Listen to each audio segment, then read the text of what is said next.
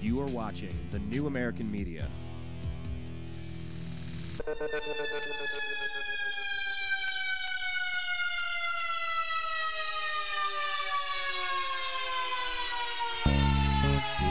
from the Milky Way galaxy, the solar system, planet Earth, the United States of America, California, Los Angeles to be specific. Hello, everybody. Welcome to the newamericanmedia.com. Welcome to Agree to Disagree. Think of it like a bar, but the bartender wants to hear your thoughts and opinions. And we're not gonna, we can agree to disagree, but we're interested in a good conversation. Welcome to the program. You're listening to a song called Calm Before the Storm. This is a band I was in college called Twist of Nothing. Calm Before the Storm is the name of the song. And here we are on December 21st, 2012. Is this the calm before the storm? Or has the storm passed? Or was there no storm to begin with? What were the Mayans talking about? I don't know, but I think we're still here. And we're here with Blake Walley. Blake is a radio host, a blogger, a general rabble-rouser, if you will. You can find him over at eccentricperspective.com. You can find him every Monday, Wednesday, Thursday over on freedomizerradio.com from noon to 1:30 p.m. Pacific. And you got to make sure you follow his Twitter feed. He's at eccentric99. My name is Brian Engelman. I'm going to be your host today. Thanks for listening. If you're listening live, thank you very much. You can tweet us during the show, and we will read your live tweets. We are at American_media_. Find our page on Facebook and like it.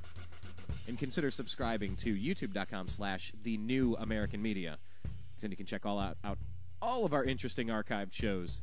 Not going to get into it, but we've had quite a few interesting conversations with some fun people. Just dig around. We have, 200 or 300 different videos up there and archived radio shows. So please check that out. All right, well, let's just get into it. Blake Walley, welcome to the program. Sir, how are you feeling this December 21st, 2012? Not too bad so far, a lot more calm than I thought I would be, so. Absolutely. I didn't expect it as either. I mentioned the end of that REM song. It's the end of the world as we know it, and I feel fine. I never really paid attention to the I feel fine part, but really, whatever. Yeah, I've prepared however I could prepare. I'm right with my maker. I've tried to be a decent person that generally improves things that I get around as opposed to destroys things. I've done all right. I've gone on many adventures. I've lived my life. I'm feeling all right. Do you share similar sentiments? I would say I've been trying to redeem myself over the last few years after many years of maybe not living up to much potential, but had some fun in those times. So, but yeah, no, I've definitely been a little bit more involved in the workings of the world.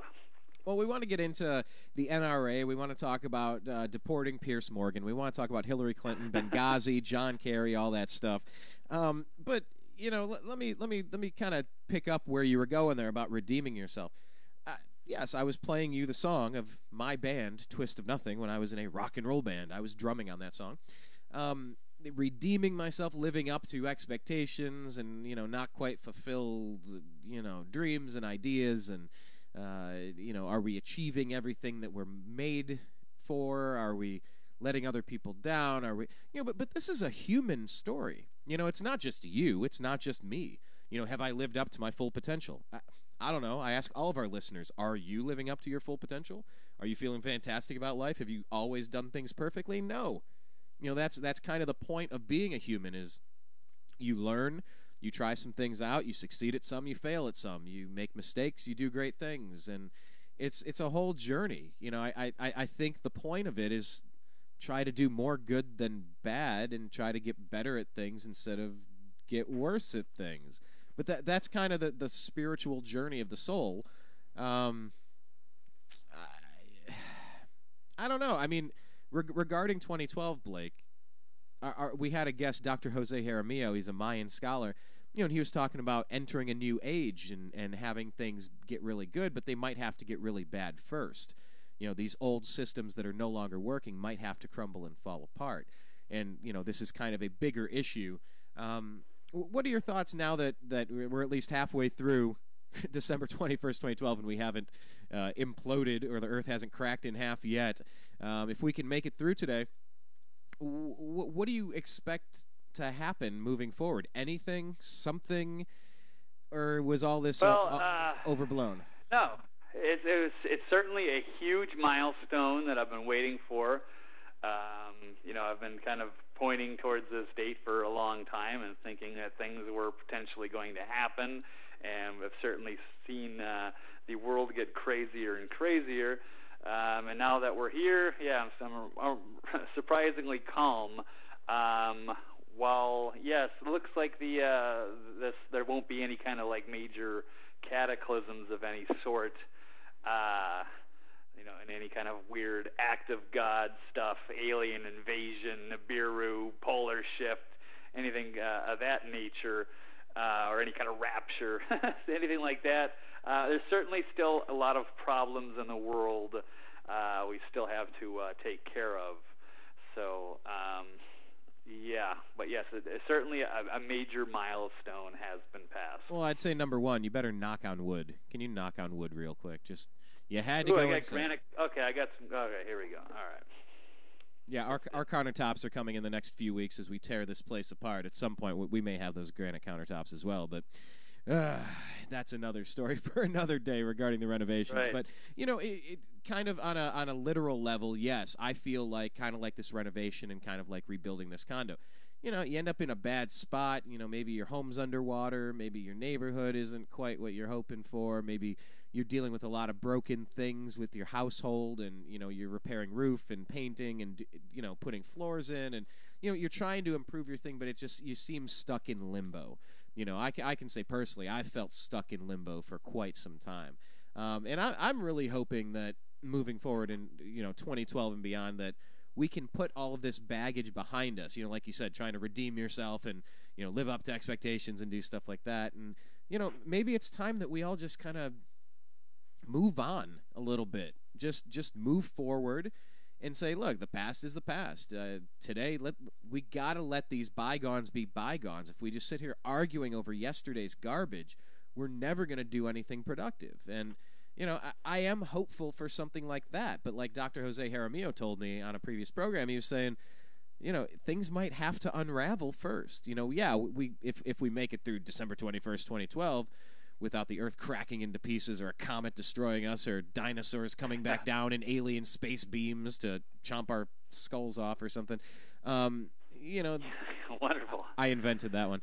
And G.I. Joe is riding on the back of the Triceratops. Anyway, I digress. But, maybe we can put some of this stuff behind us and figure out a better way to move forward as a people, because it sure seems like our institutions are starting to fail us. Yes, that's true, and people have over the last decade or so, or more actually, and I'm included in this group as people that kind of get lost in the sort of the negative aspects of the culture, as our culture is kind of decayed, much like ancient Rome, the bread and circus. So that's why I say I'm kind of trying to redeem myself, just because I spent so many years just hanging at the bars and sports and video games and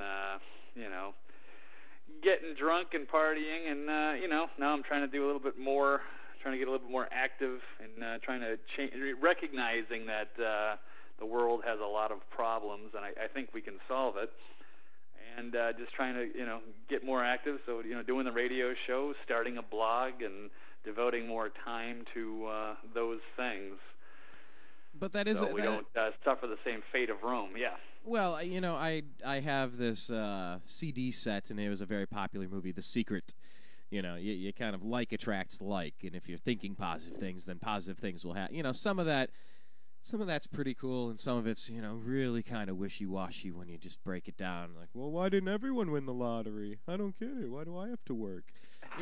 So really, it is what it is. But great movie. Yeah, you can probably get it on instant Netflix. You can't take it too seriously, and it doesn't get into a whole lot of detail, but it certainly gets the wheels moving. It's a cool movie. I highly recommend it. But the question you're probably not going to use it to win a lottery. Yeah, go ahead. Well, if you're saying negative thoughts, then I'm going to say I expect that I've already won the lottery. I can already feel what it means to spend that money and not have to worry about work.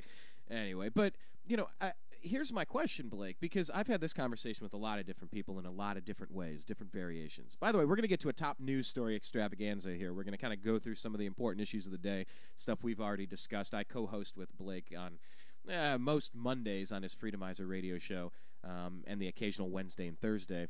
Oh, and by the way, Blake and I may be working on a syndicated radio show, a new thing that we don't have all the details on and we'll bring to you in the weeks to come. But we don't want to put the cart ahead of the horse on that one. But I think there's some stuff in the works for another radio show where you can listen to us.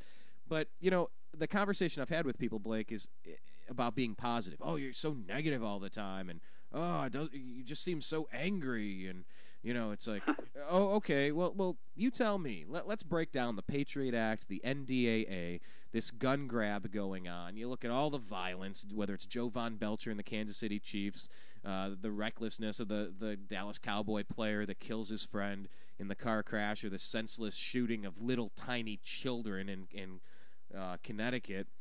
And it's horrible.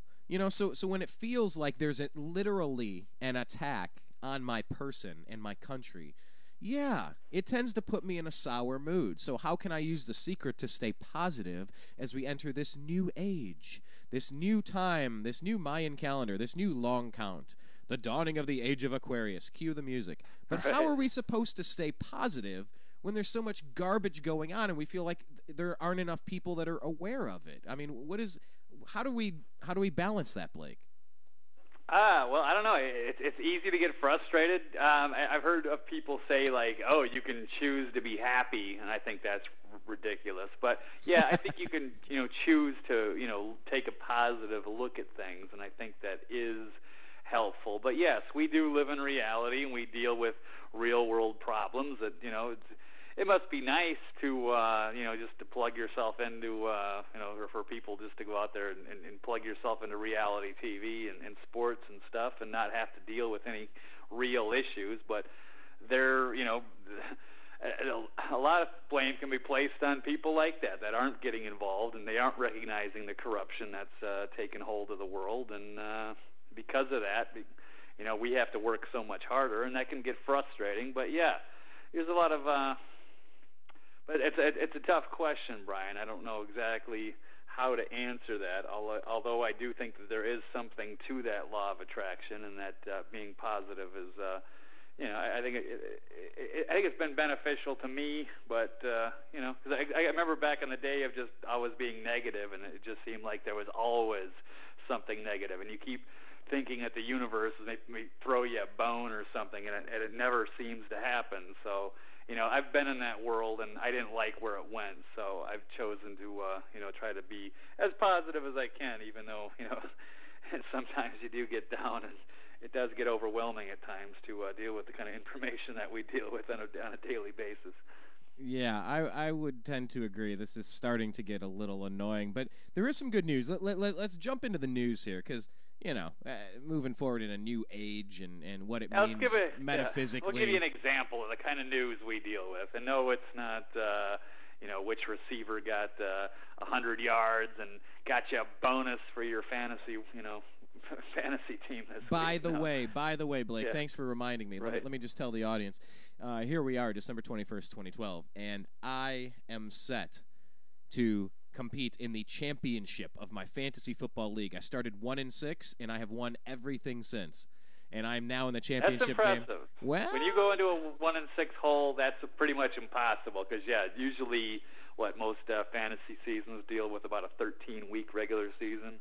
And so that's quite remarkable, Brian. And to make the playoffs. That must be a lot of teams making the playoffs. And that's why 4 teams out of the 10 made the playoffs, and I snuck in barely and defeated one of the superstars. But wouldn't it just be tragic if the Mayan calendar did prove to be apocalyptic and I couldn't compete in the championship game? That's the thing that kept me up late at night this whole week, wondering what was going to happen. Sure. Yes, I would just if you did pass on and we all got wiped out, I'm sure your soul would never get over it. That champion, that fantasy football championship on 21st century bread and circus Earth, right? Well, let me. We're going to get into some of the stories that we talk about that puts us in such a fantastic mood. But there is some news about this jailed Marine in Mexico. Have you been hearing about this? Yes, I have. In fact, we've been covering it. So it's funny you mention that because I was tuning in. And I'm not a big Fox News fan, but I happened to turn it on today, and I remember they actually brought up that story, and they were very critical of the quote liberal media because they hadn't been covering the story at all. So it is interesting that they didn't that the lack of coverage on a very important story that seemed to go unrecognized. Well, here's what's developing. Jon Hammar, this is from FoxNews.com. Jon Hammar, the U.S. Marine who has been in a Mexican prison since August on a dubious weapon charge, is being released today. His father confirmed to FoxNews.com. Jon Hammar Sr. said during a flight layover in Houston that he was on his way to get his son after he and his wife Olivia received a call Thursday night from their attorney, Eddie Veron Levy, telling them their son was going to be released. Just be careful when you get down there that they don't arrest you too. These jerks. Tell you what, this thing has made me pretty furious, and the fact that I scour through news stuff, I don't spend as much time on it as I could. Thankfully for my sanity, I don't, and I encourage Blake to tune out of it occasionally, to hit the reset button on your frustration-o-meter. But this story, this Jon Hammar thing, this has been completely off my radar up until very recently. You know, it just makes you think about all the failures of our Secretary of State and all of our foreign policy bungles over in Fast and Furious in Mexico with the tens of thousands of bodies piling up down there in a failed drug war, or whether it's the attack in Libya and Benghazi that kills our ambassador and former Navy SEALs. Apparently this guy's coming back home, Jon Hammar. Well, what are your thoughts on this one? It's absolutely fantastic news. You're talking about a lot of world of frustrating news. That's one of the bright spots. It was pretty horrifying. I just heard about that. Apparently, this guy's been in prison since like August. He was a former Marine. He wanted to go. He was back in the States. I guess he wanted to go party in Mexico and just kind of unwind after all the awful war stuff that he had to do for so many years or what have you. And then he has a weapon. He has his grandfather's antique shotgun with him, and he did the right thing by declaring it to American customs agents, and they said that it was okay. Just make sure you check it with the Mexican authorities. And so he did, and he did the right thing, and he declared it, and they said it was fine. And then as soon as he's in the border, all of a sudden he gets pulled over, and for reasons unknown, they decided to throw him in jail for this shotgun, and they held him there. They were trying to extort money out of his parents. It was disgusting, and the whole thing was, and he didn't do anything wrong. He played by the rules. He was given the okay by both officials on both sides of the border, and that yet they still decided to go after him, chained him to a bed, and they had him in a part of the prison with all these violent Mexican drug cartel people. Just a sickening story, and the fact that it took that long for us to figure it out, and the fact that there was just basically like a media silence on the liberal side. Supposedly, Anderson Cooper might have done a little piece of a bit on that, but outside of that, it was complete silence. And why? How do you let one of your own soldiers, be arrested and sitting and rotting in a dangerous Mexican prison for something that wasn't his fault? That was sick. Yeah, and I will give you like to pile on Fox News. You also pile on MSNBC, to be fair. You pile on everybody. Yep. I say Fox is the best of a whole bunch of bad things out there. I don't love what they do. I used to love what they do. Now I see through a lot more of the BS than I used to. But I will give them credit for really pushing this story to get this guy returned. I just always think when it's a service member that I don't know, what if it's my cousin? What if it's my sister-in-law? What if it's my friend from college? We all know people in the service.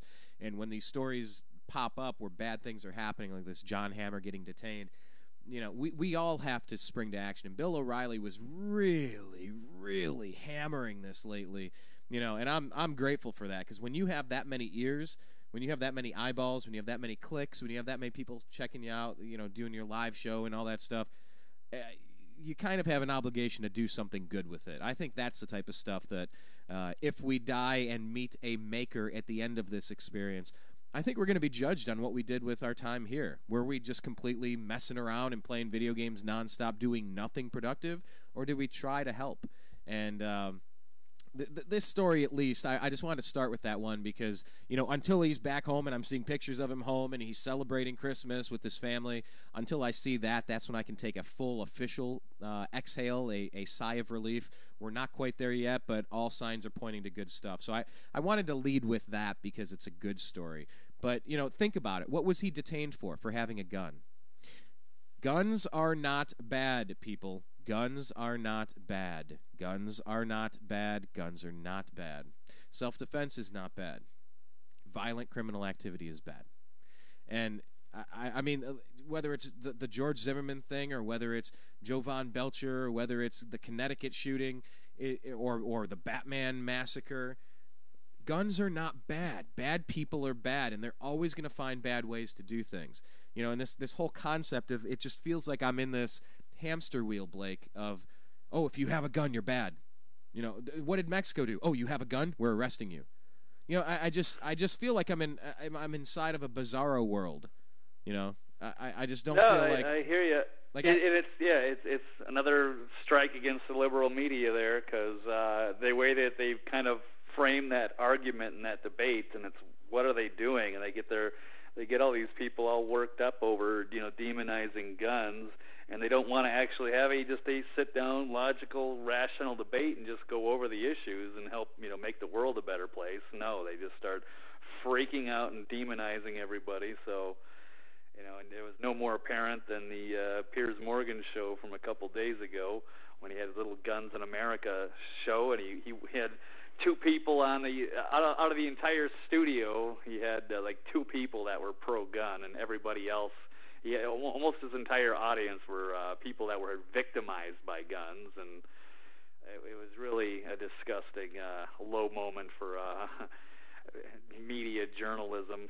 Well, let's talk about Piers Morgan a little bit, because let's set up the gist of the show. And for the listeners, Blake and I, we try to strategize, we game plan. Like, what are you watching today? What did you see on the Daily Show? What did you check out on The Onion? What are you seeing on Drudge? What are you seeing over here? What's on Fox? And it's just kind of, we get together. All right, this seems to be an important story of the day. Let's talk about it. And by the way, we almost never talk about the fiscal cliff. By the way, kudos. I just want to clap out loud. I'm pretty happy, Blake, that you and I don't waste our time on this charade called the fiscal cliff. I just want to pause and let that sink in for a second, because my thoughts are, if the Republicans and Democrats both want us to avoid it, I say let's run right toward it. Let's just try something different. And that's what we do. We try to cover stories that we feel like aren't getting enough attention other places. You can go get your mainstream media, your dinosaur media, your corporate media, anywhere. Your propaganda, it's out there for you to get. This is something different. We try to find stories that aren't getting the attention they deserve, or they're not getting the angle they deserve. But I called Blake after watching about 5 minutes of this Piers Morgan thing. I don't know if you could recall my emotions and sentiment at the time, but I think frustrated with the conversation would be mild.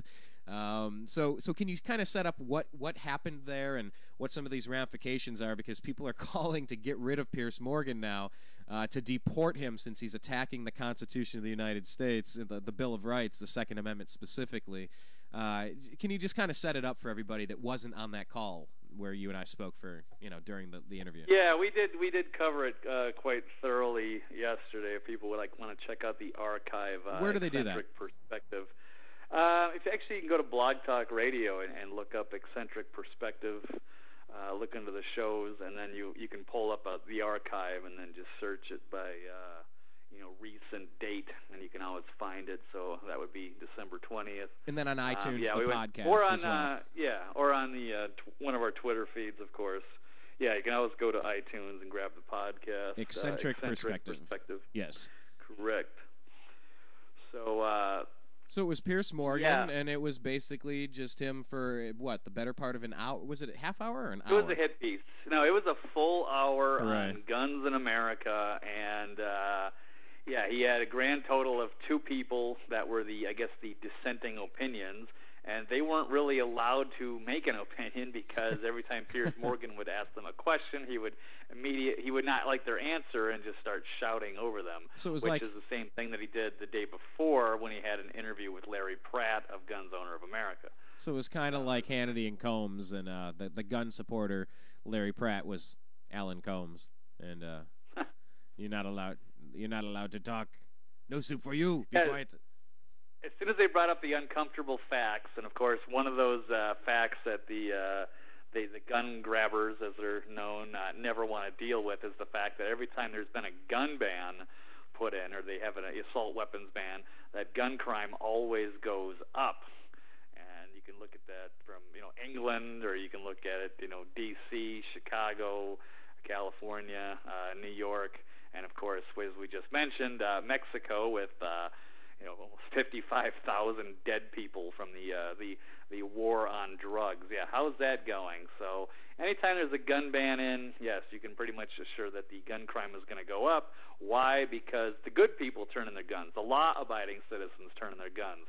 The bad people that own guns aren't going to listen to the government when they put in a gun ban. They're going to laugh at you, and then guess what?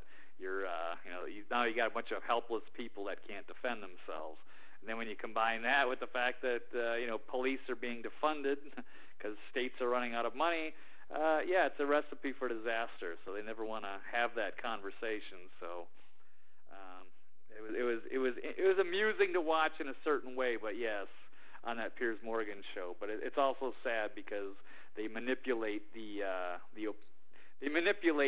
people that are watching that show and buy that, and they don't get to hear all the real questions and have a real argument. So you're saying he did not win you over?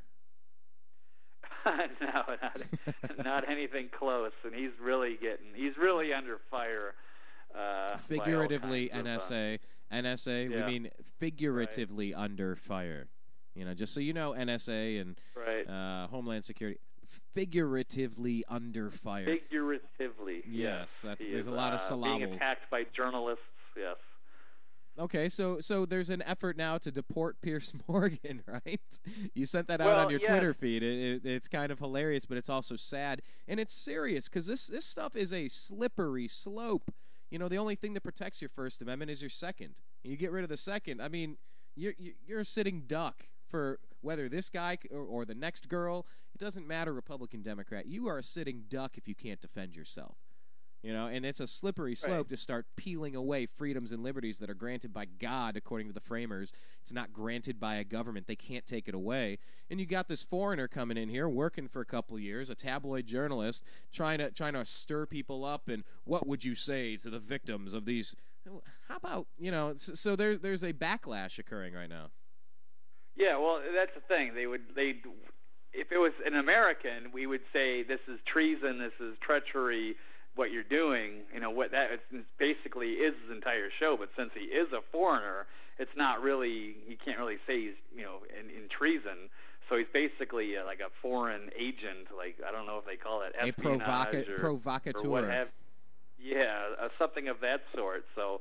Yeah, they're calling. So instead of saying treason, they're just going to call him for deportation, which is interesting because if they send him back to England, yes, as you mentioned, he's a tabloid journalist, and he's not really a real serious news journalist, and he's under fire. He's the kind of guy that gleefully hacks people's phones to get a news story, to get a cheap news story, and then you talk about dumbing down the news just by bringing all kinds of celebrities in to have on complicated political and philosophical issues, lowering the bar for media coverage. So yeah, the guy's a real piece of slime. I'm not too fond of his work. So I think it's pretty hilarious. I mean, I don't think he's going to come with this deportation thing, but it certainly does send a message, and it would be hilarious if the White House is forced to address that issue once it gets to 25,000 signatures. And you can find that article on Infowars right now. It's been started there, of course. I'm sure whitehouse.gov. You can find that petition as well. Yeah, well, sitting on the desk of all of the petitions to secede from the Union, the people, I mean, our nation is really divided right now. You know, you got some people that are saying, we need to change this, we need to change that, our Constitution's a charter of negative liberties, and we need to find ways to right some of these wrongs and fundamentally transform the United States of America. I mean, that's what our president said. He said it in various sound bites. I'm paraphrasing a little bit here, but really, that's an amalgamation of what he has said. And then there are other people who are saying, no, man, we just got to get back to the rule book. We are so far removed from the rule book that we have. You know, whether it's the Federal Reserve, whether it's the income tax policy, whether it's the attacks on the Second Amendment, the attacks on the First Amendment, the attacks on the Fourth Amendment, where everybody's spying on you.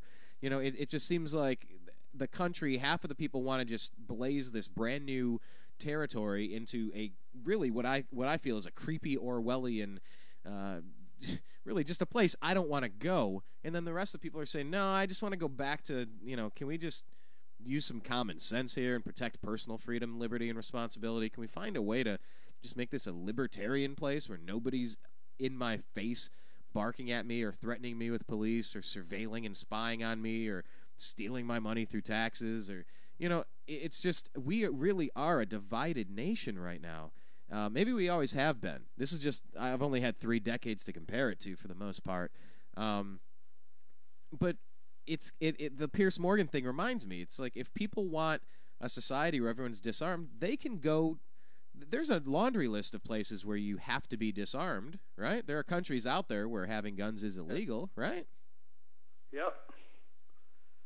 And in fact, yes, any kind of authoritarian place, you mentioned Orwellian, yes, any kind of authoritarian type of place always likes to have their citizens unarmed.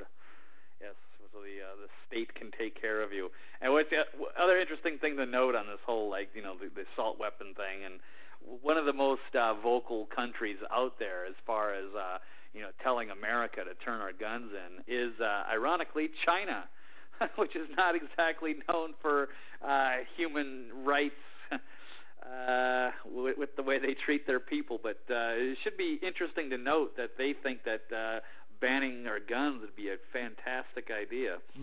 Banning our guns, right? What is that story specifically?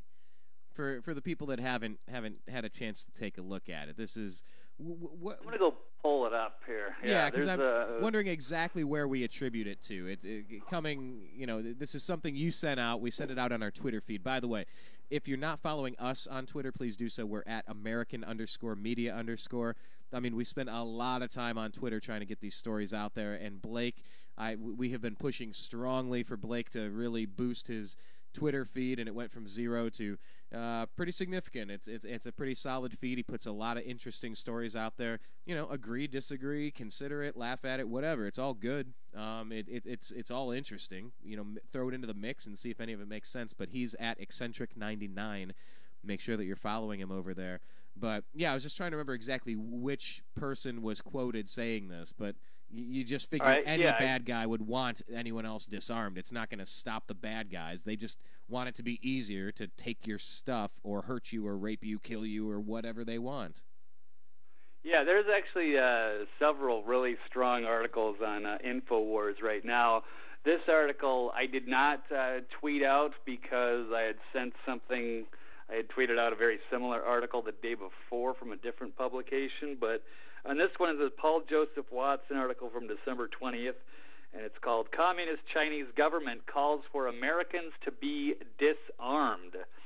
So the Communist Chinese government, via its state-run media front, Xinhua, I'm guessing, has called for Americans to be disarmed, arguing that the Sandy Hook school massacre demands, quote, no delay for U.S. gun control. So they just immediately want to jump in and take guns.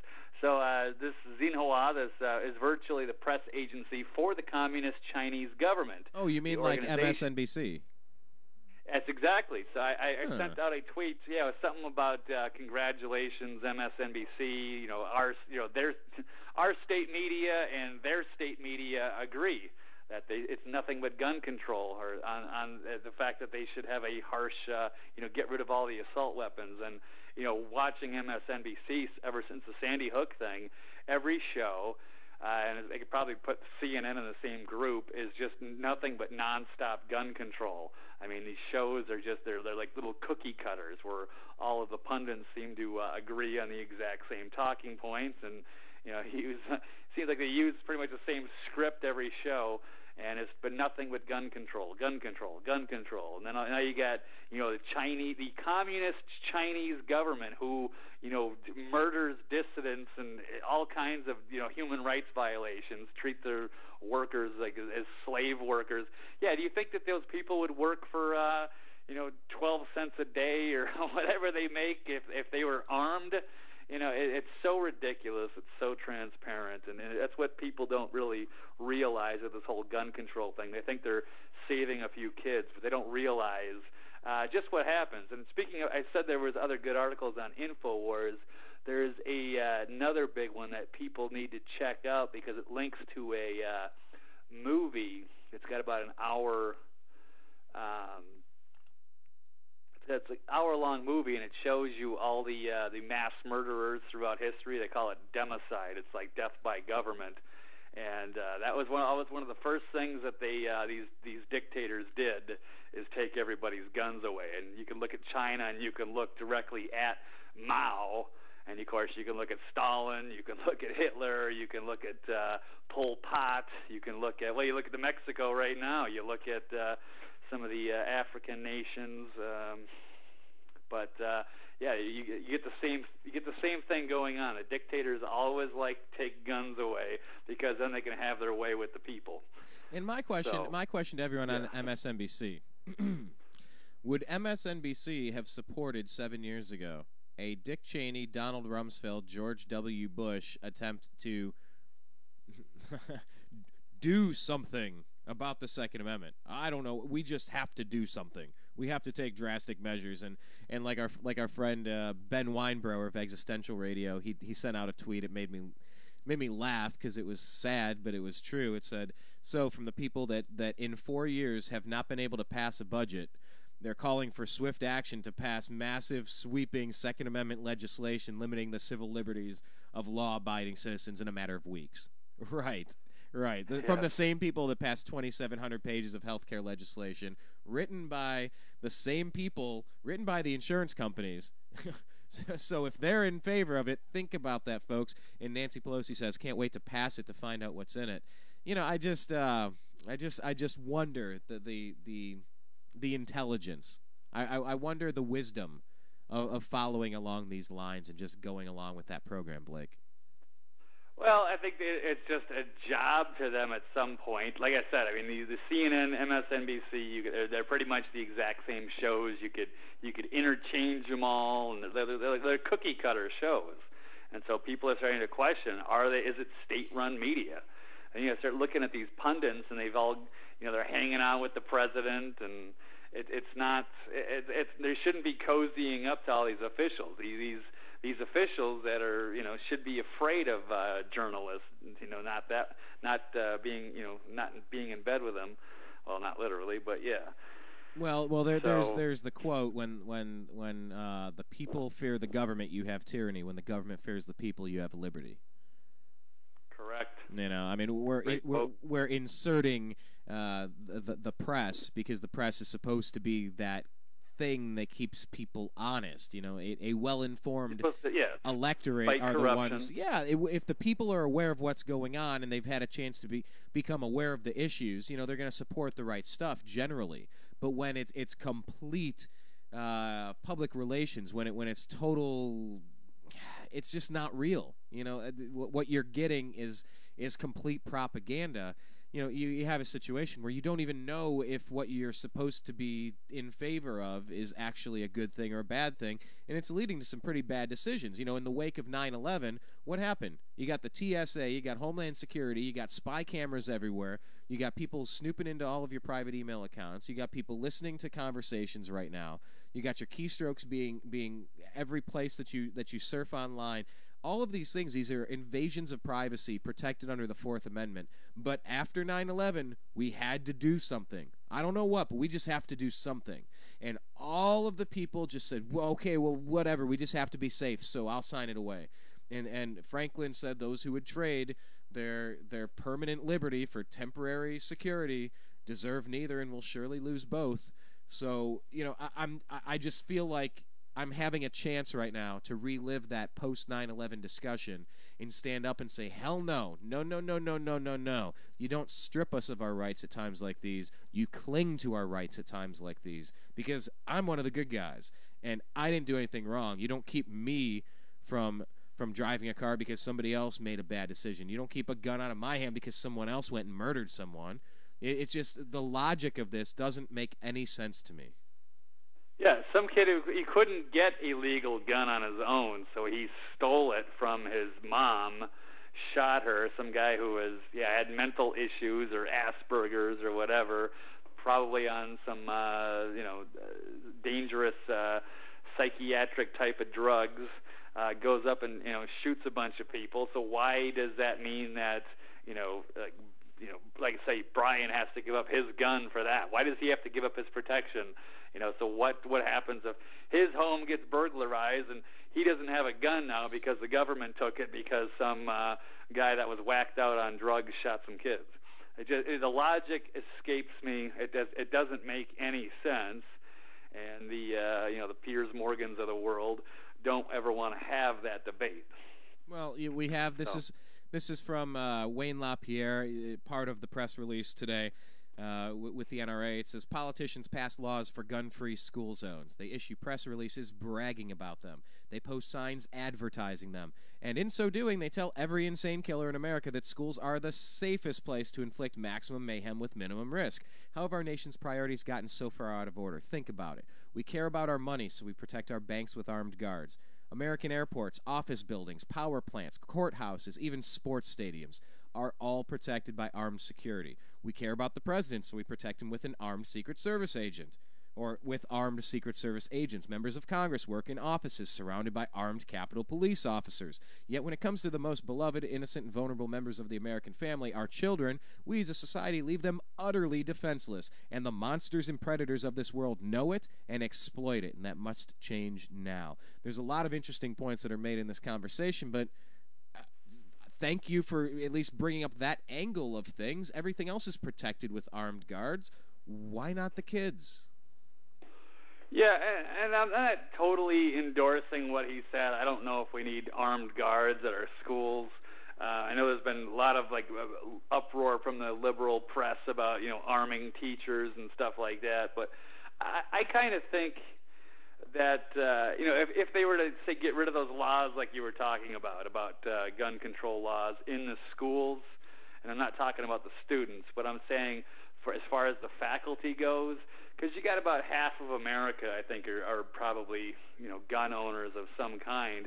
I would think that if you allowed teachers to conceal carry, I think a minimum of 10% of your faculty would probably voluntarily wouldn't mind carrying a gun and just having that extra level of security. I don't see why that would be a problem at all.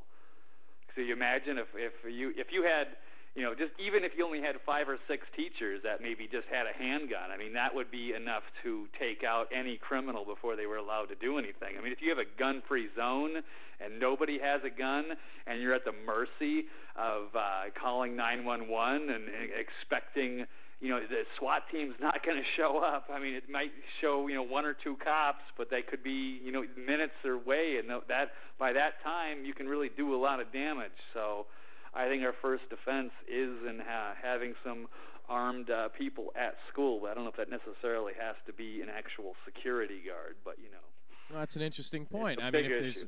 if there's no money for it, yeah, how many people would just volunteer? I mean, that's the right of a militia being necessary to a free state. You know, you read the Second Amendment. The militia, they're the first responders. They're the emergency people to step up in case of emergency. The militia isn't a bad thing.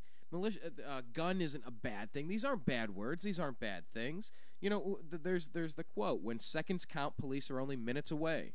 And most of the times, police don't prevent crimes; they clean up crime scenes. You know, exactly. And there's the other quote: "God made man, and cult made man equal." You know, you think about every elderly person, every weak person. You go down the list. If you can defend yourself, you're not a target anymore, and you've infinitely protected that person's ability to survive and even thrive. And this whole concept of taking that away, the NRA said today, but since when did the word gun automatically become a bad word? You know, can you answer me that? When did gun become a bad word? It's in our Second Amendment. It's the second most important thing out there. Yeah, it's a very simple way to attack what happened. I mean, that's the easiest solution, and it's really ignorant, and it's very dangerous. Yeah, I don't know when exactly it got bad, but I know the NRA's got bad press, and it's hard to relate to your average, liberal Democrat, and I know because I used to be one. So they tend to just absolutely they don't have any real good opinion of the NRA or Fox News. So they're not really going to listen to those outlets, and they're going to just blindly go with whatever MSNBC or Think Progress or what have you, wherever they get their news tells them, and they're usually all on the same page. So it is frustrating, and we've got to figure that out and try to reach these people. So from the same and try transcript, to inform them with facts and logic and rationality. Yeah, we have a phrase: contaminating everything with truth, because really it is contaminating their false narratives. He goes on here. He says, "So why is the idea of a gun good when it's used to protect our president or our country or our police, but bad when it's used to protect our children in their schools?"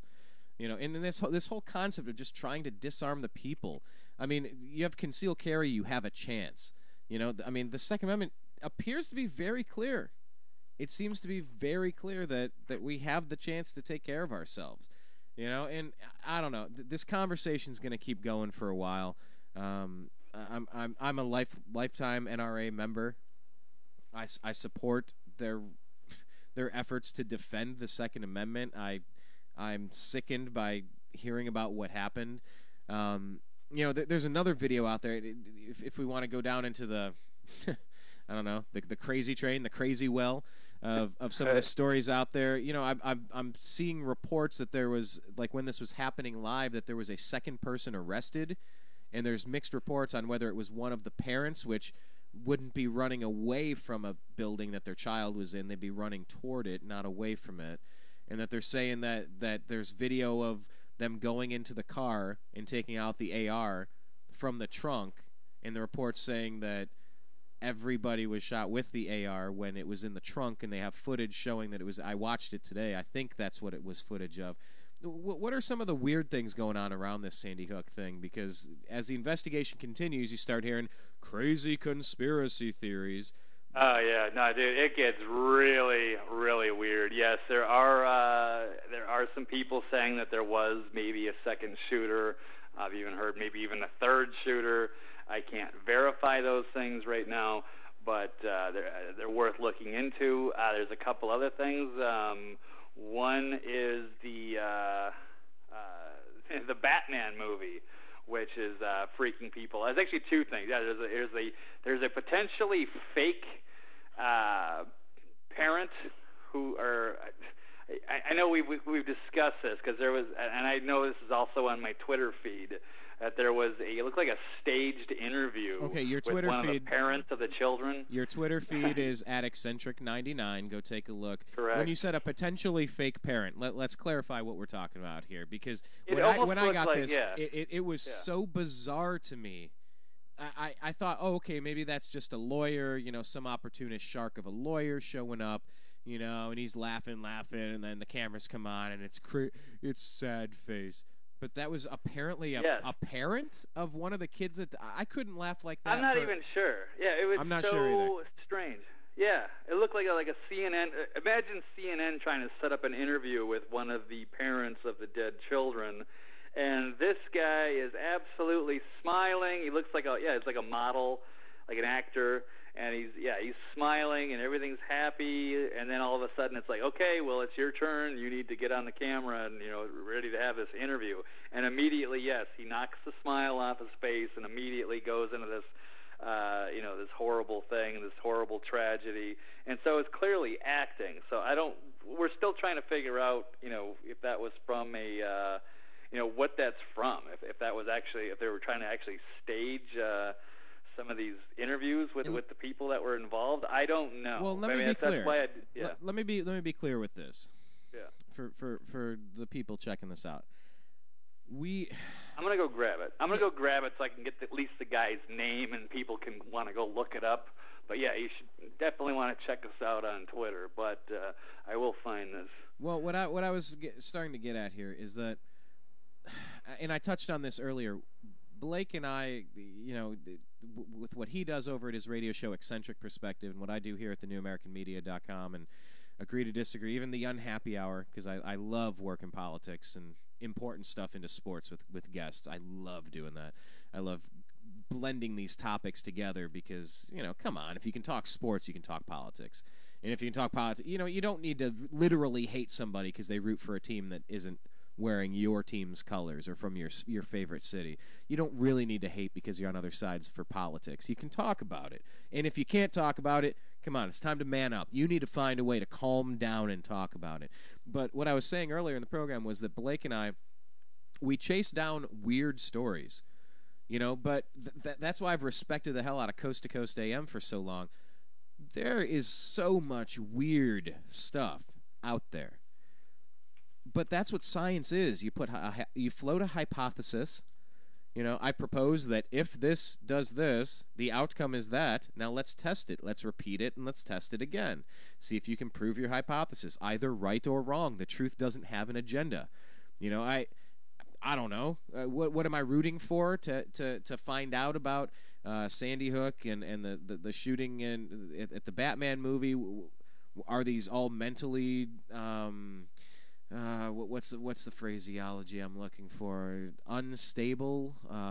Were these individuals with mental problems? Were they part of some mind control experiments? Is this some sort of false flag operation to try to stir people up to do a quick gun grab, and before you know it, you blink and you have the Federal Reserve for 100 years, or you blink and the Patriot Act's here, you blink and the NDAA's here, and it's like, wait a minute, how did it get so bad? What I'm trying to get at here is that we chase weird stories as well. We chase odd things. The video of grainy footage where someone's being chased in the woods, and we're checking it out on different websites, but we haven't officially confirmed who was what, and we're digging into it. Tell us, is this right? Is this wrong? Help us.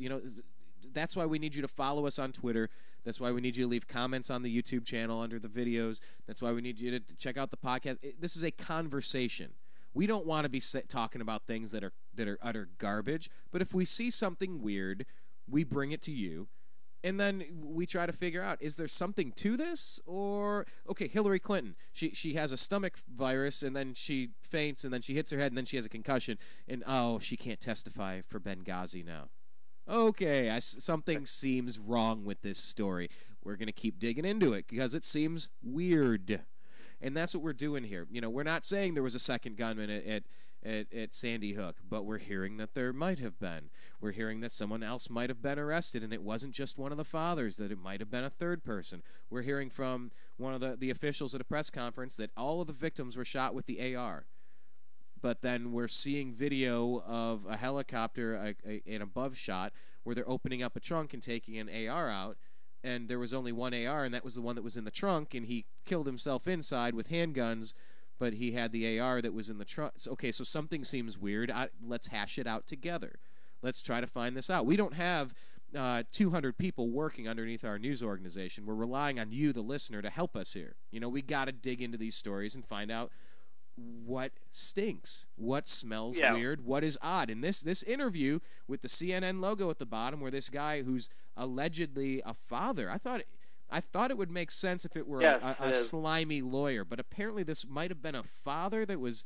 I've only seen an edited portion of it. Just set it up for everybody, Blake. Here it is. I'm looking at it right now. The guy's name is Robbie Parker, R-O-B-B-I-E, Robbie Parker, and supposedly he's the father of a shooting victim of Emily.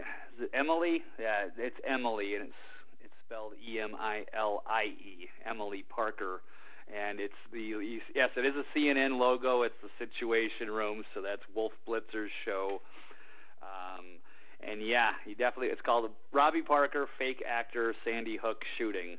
And yeah, you have to go check that out. And you're not going to see that on CNN or MSNBC. So we want to find out. Someone's got to investigate this stuff and look into it. Just because imagine the implications of if they're having fake people, or this guy's really just got something odd with him, like, oh, okay, your daughter just got gunned down, and all of a sudden you're just happy to do an interview on CNN, but as soon as they put the camera on, you're going to suddenly switch back into your mourning mode now. I mean, it's just something's very weird about that. So yeah, please go check that out.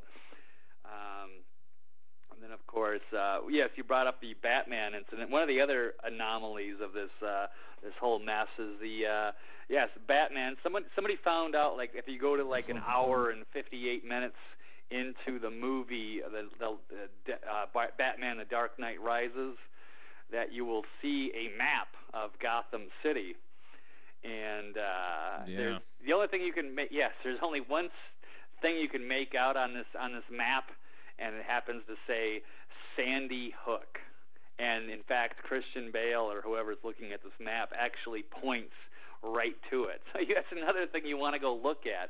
And then there was an article by InfoWars, I think it was yesterday, where they said that they actually changed the script, that it was something else, and then they changed it to Sandy Hook. So how do you get the Sandy Hook reference in the Batman movie? See, in the Batman movie, there's a red neon sign that says Aurora, and then a few minutes later, they're looking at the map, and then it says Sandy Hook on it. So, I mean, you can't dismiss that as a total coincidence. So, well, I went on YouTube here, and I'm looking at it. Yeah, I'm watching this here. Family of 6-year-old. This is the CNN thing. Sandy Hook school shooting hoax fraud. Robbie Parker, actor exposed. And you just read some of the comments underneath. He must have went to the same acting school with Obama. Well, I can't read that one. That's a little vulgar. If you didn't realize he was acting, you should be slapped. The medical examiner was a hot mess too. He is trying not to smile while pulling this. These are all different comments. He is trying not to smile while pulling this off. OMG, this is the worst acting ever. Wake up, people. This was staged. Another comment, a staged false flag to disarm us.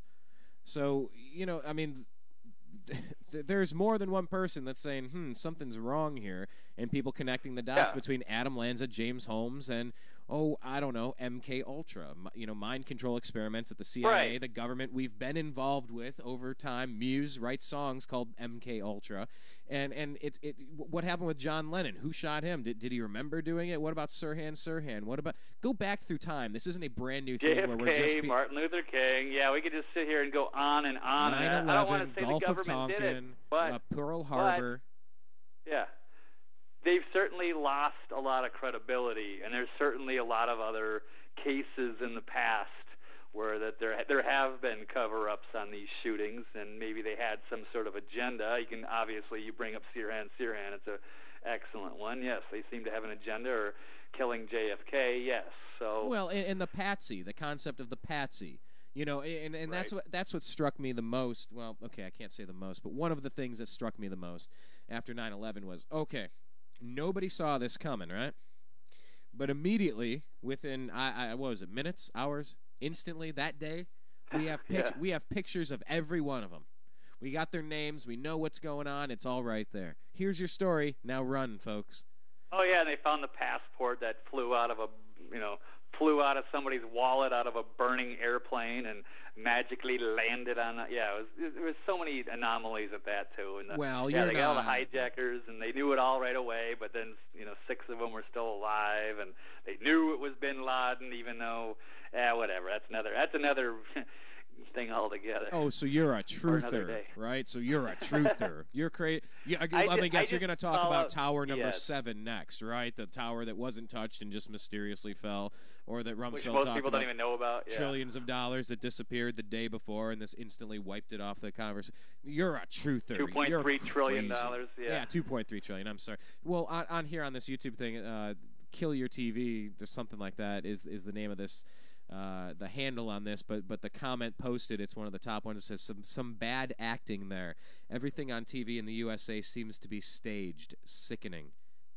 And people just smell a rat. It just, whether it's Benghazi or this stuff, we're trying to figure out, how does somebody, like, at what point do you just decide I'm going to go into a kid's school and start shooting kids?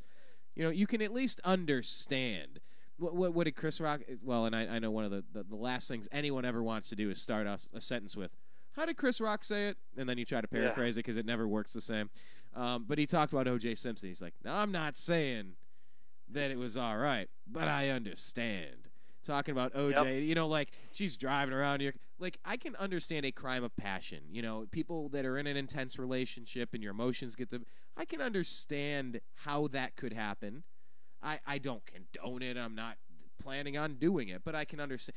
I don't understand how someone like Michael Vick just electrocutes and drowns animals after fighting them to the death. That just seems weird to me. I don't understand how somebody just, I don't know, I'm going to go be like Jerry Sandusky and over several decades molest little boys. Okay, I've never had a day where I could at least understand that. Oh, okay, well, who hasn't, thought about doing that before? Who didn't have a bad day and, maybe drink one too many and just, who decides you're going to go into a kid's school and shoot little kids? Like that's something that just doesn't even cross the mind. So instantly my flag goes up going, this is beyond comprehension here. This is beyond even evil. This is...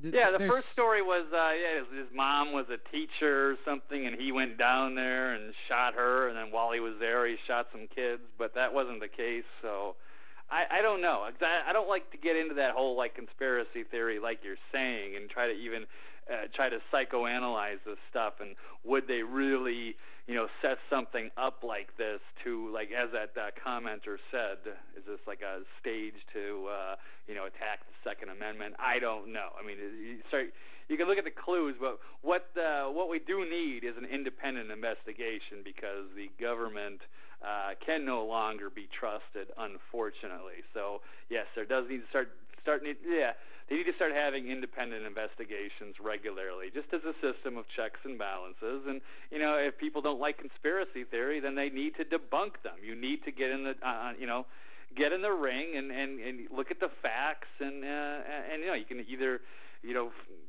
approve your theory or you can debunk something. So.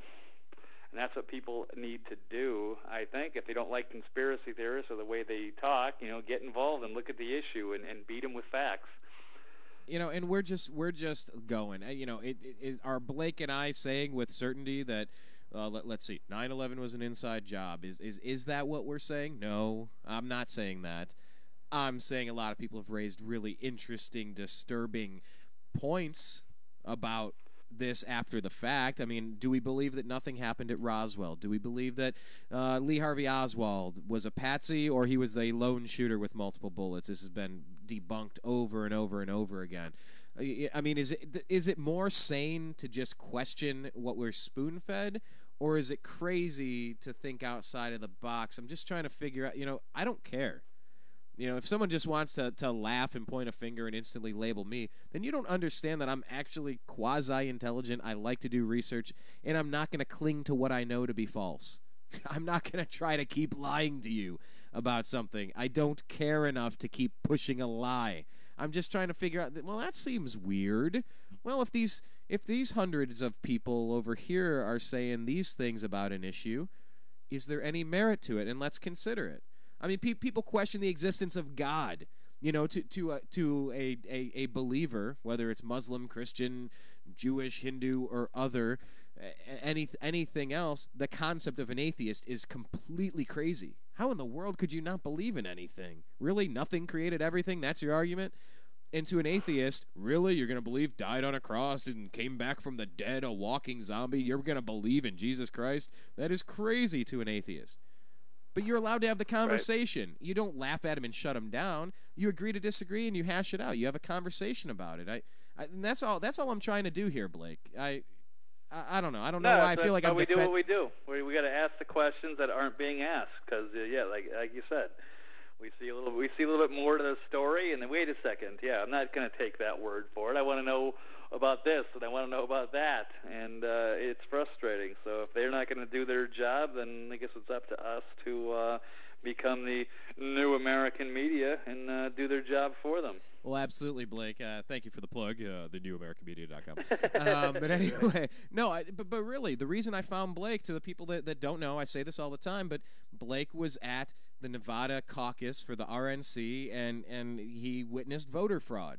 When somebody wearing a Ron Paul T-shirt was handing out propaganda saying, vote for these delegates, they support Ron Paul, the same color, similar font of papers to the actual Ron Paul stuff, but they were handing out papers that were for the Mitt Romney delegates. Blake saw it, grabbed his camera phone, or whatever camera you had on you. You started getting video. You followed him down, you tracked the story, and you documented it. You became the new American media because people are lying to us. In the whole process running for president, you look at all the voter fraud, you look at the RNC changing their own rules down in Tampa. It was a rigged setup to begin with. It was rigged so someone like Ron Paul could never even have a chance. Am I saying that he did officially win all this stuff and it was total?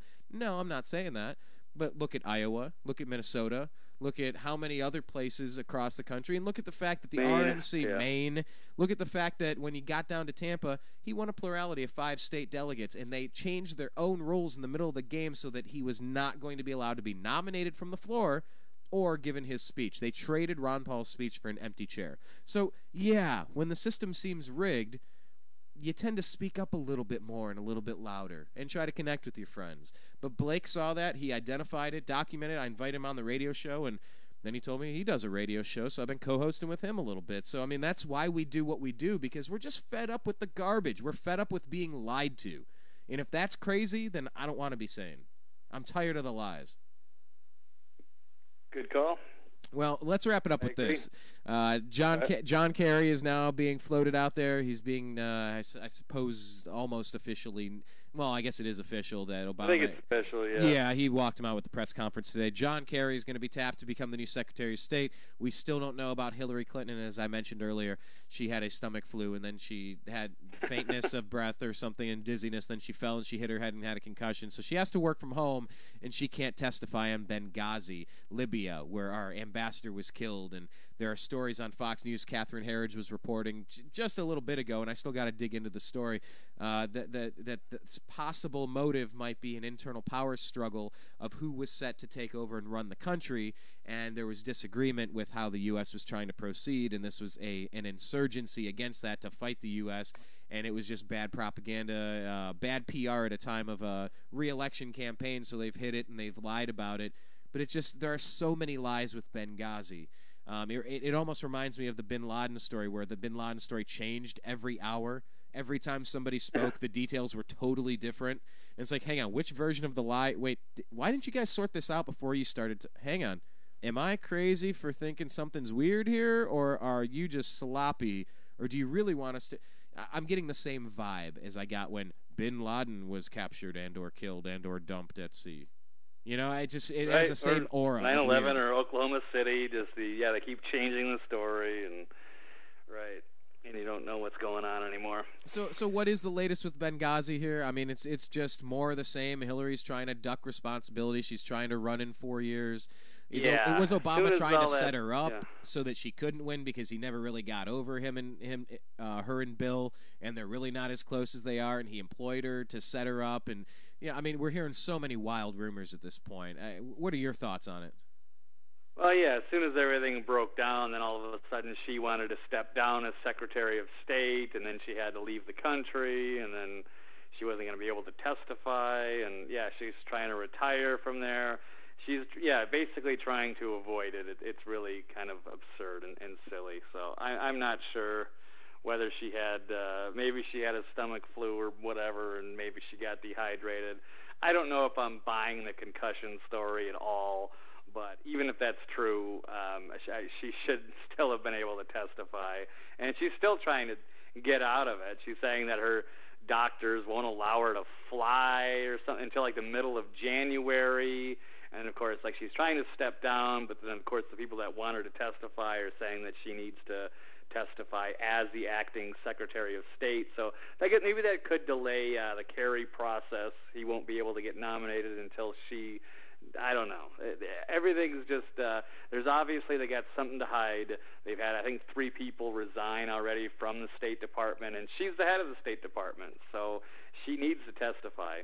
And obviously, she wouldn't be putting up this fight unless she had something to hide, which is getting really obvious right now. Even UN former UN ambassador, I believe, John Bolton, was even ripping on her the other day by saying that she had a, quote, diplomatic illness.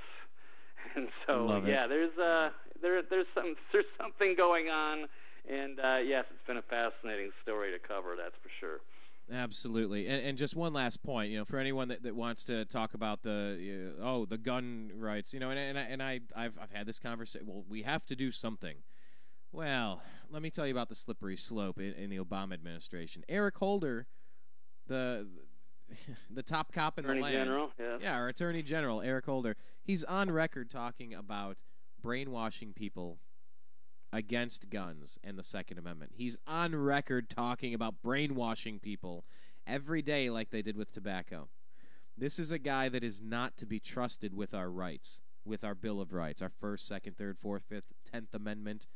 This administration is not to be trusted with it. And when you put Eric Holder, who says we want to brainwash people against guns, that's the Second Amendment. Okay, why don't we brainwash us against freedom of speech? Why don't you brainwash against us about 4th Amendment, illegal search and seizure? Don't give him any ideas, Brian. Come on, man. He was selected to go there for a reason. I'm not giving him any ideas that other people don't need to realize he's been thinking about and plotting for a long time. And actually, he was involved in an armed insurrection in college. Where was that? Columbia? Was it Occidental? I'd have to. I can't remember. No, it's not Occidental. I can't remember where it was. Was it yes, Columbia? He was involved in something. No, maybe that was Columbia. Yeah, it might have been Columbia. So when we see things in Sandy Hook and we see things with the Batman shooting or the Gabby Giffords thing, don't forget that one. You got to wonder, is there something else behind it? The concept of a false flag. You do something to spur an action to get a result. Never waste an opportunity to take advantage of a crisis. Whether it's Pearl Harbor or 9/11 or a school shooting. You got to be careful. Rahm Emanuel said. As Rahm Emanuel, former Obama chief of staff, said. Exactly. So I think it's crazy for people not to connect these dots and say, we got to be careful with this slippery slope here. And the whole question of mental health. Blake, if some people listen to your show and think you're crazy, they might be able to have you committed against your will because you're unstable and it becomes pre-crime, like Minority Report. It's a pre-crime division. And this is dangerous stuff we're playing with. This is fire that we're playing with, Blake. And that's why I feel so compelled to urgently talk about this stuff. No, I hear you. And that's why we do what we do. I get I'm 3 hours a week, and I'm always trying to get more time. So it's always good to jump on, vent my frustration out on another show, too. So... No, it's good.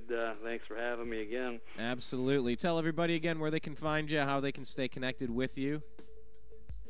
Check out eccentricperspective.com. That's my home site. It's also got a link to my Twitter feed there. And, of course, my Twitter feed, Eccentric99. You can check out my show on freedomizerradio.com. I'm on there Monday, Wednesday, Thursday, 12 to 1:30 Pacific time, and you can also get the podcast out of iTunes, Eccentric Perspective. And not to jump the gun figuratively, not literally, but not to jump the gun here. Yeah, I know that was a little punny. But not to jump the gun, but we may be having a syndicated radio show, something different from Eccentric Perspective and Agree to Disagree. Something in the works. It's looking like we might have some of the groundwork laid. We're obviously way too early to provide any of the details of this, but it kind of looks like what we're doing. We're going to try it on yet another format and kind of continue what we're doing. Yeah, we got to keep trying to get bigger and get out there a little bit more. It always helps, yeah. And keep contaminating everything with truth. Right, I like that. Absolutely. Well, Blake, thanks again for joining us. Be sure to follow him on Twitter at Eccentric99. That's where we disseminate a lot of our stuff from. He always finds interesting stories. Agree or disagree, find it, consider it, and think about it. So, Blake, hey, congratulations. I know we're not quite done yet, but we've almost made it through this Mayan apocalypse as if such a thing was ever predicted. Really, it's just the dawning of a new age. But we're almost through it, 12/21/12. I can't believe we're here either, and I feel fine. Good times. Awesome. Well, Blake, thanks for joining us again. And until we next meet, appreciate you joining us as usual. Take care, buddy. All right. Thanks, Brian. All right. Bye. All right. Well, that is Blake the Eccentric Walley. Always a good time when he joins us on the program. Very good times indeed. Just gets tiring talking about this stuff all the time. It does. It just gets tiring. It's tiring to me. I would much rather not do this sometimes and just worry about my fantasy football team. But the Second Amendment's important. It's worth standing up for.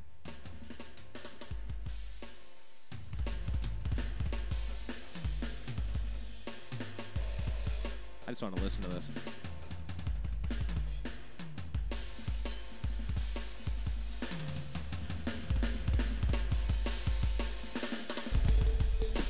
Oh, it is so cool. That is Johnny Rabb, my buddy Sean Flynn.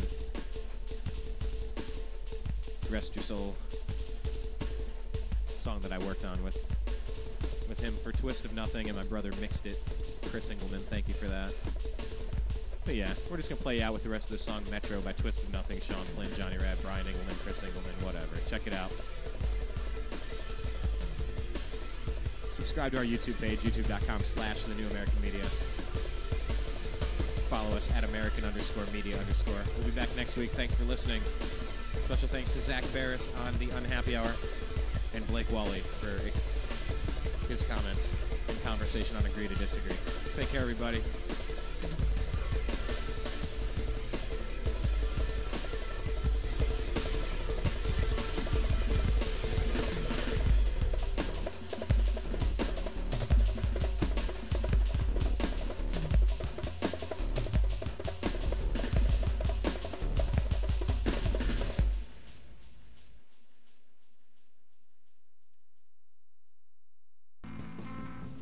You are listening to the New American Media.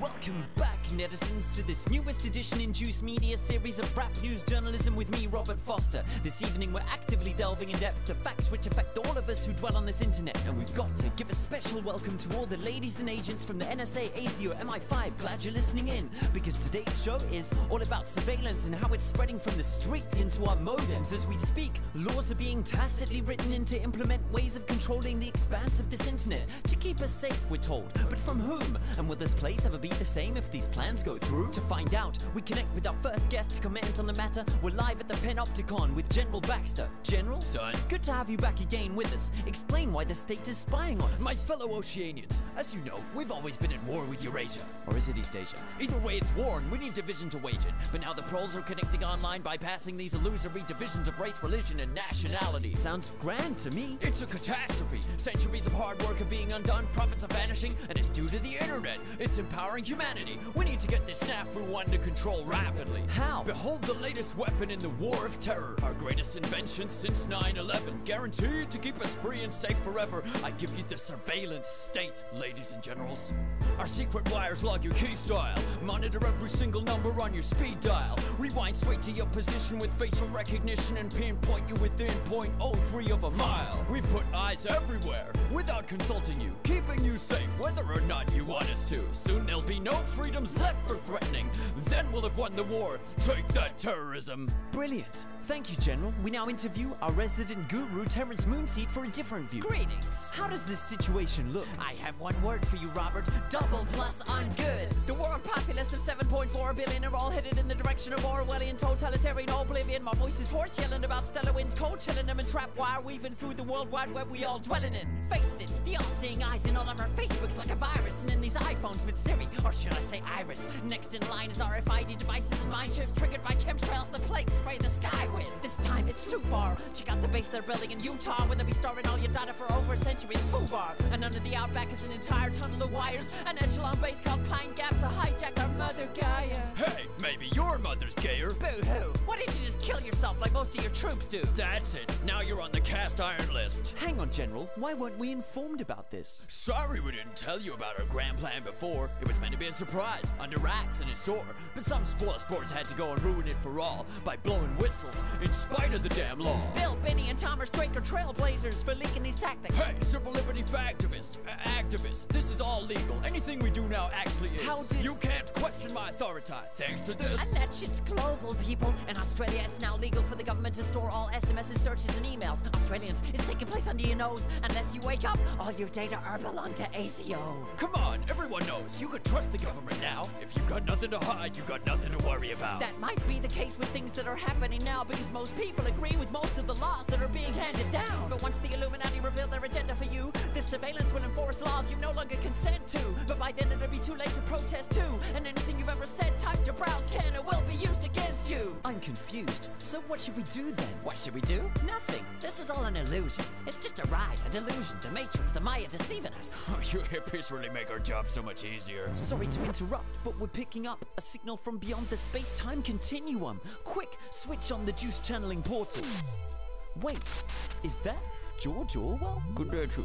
Wow, what do we owe this honor to? I tried to warn you noobs, but I see you are actually fools, or else you thought this was an instruction manual. Yes, so can you advise us? What would you have us do? An open and universal internet is the most effective tool you have to address the issues that afflict the world at hand. Therefore, protecting it is the most essential task that stands before your generation. I think I understand. Hush, man. You must not lose the internet. Heed this mantra. Who controls the internet controls the data. And who controls the data controls the future. We're losing you. I leave you with a tool to use. An onion? Don't be simple, Robert. This is but a simile. It stands for Tor. Tor? Google it. It's for anonymity. This onion router open network helps considerably against tyranny, but its abilities only work if all you use it consistently. And even if you don't use it, run it so its force swells. Thanks, Mr. Orwell. From now on, call me George Torwell. If we'd had such tools when I wrote this, well, it would have been so much simpler to tell Big Brother to go f himself. The mother sucking piece of shit.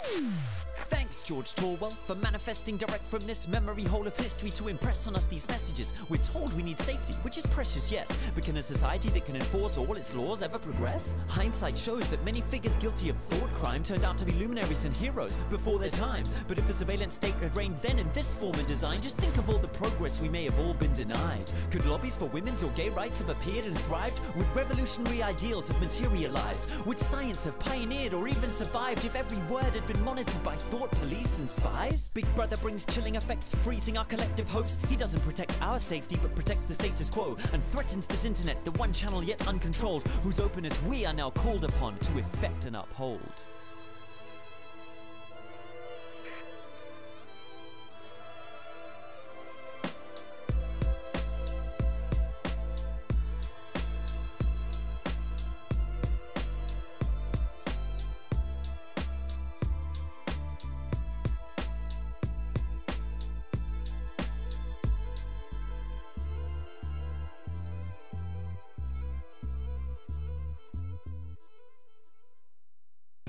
If you're tired of the other stuff, take a look at thenewamericanmedia.com.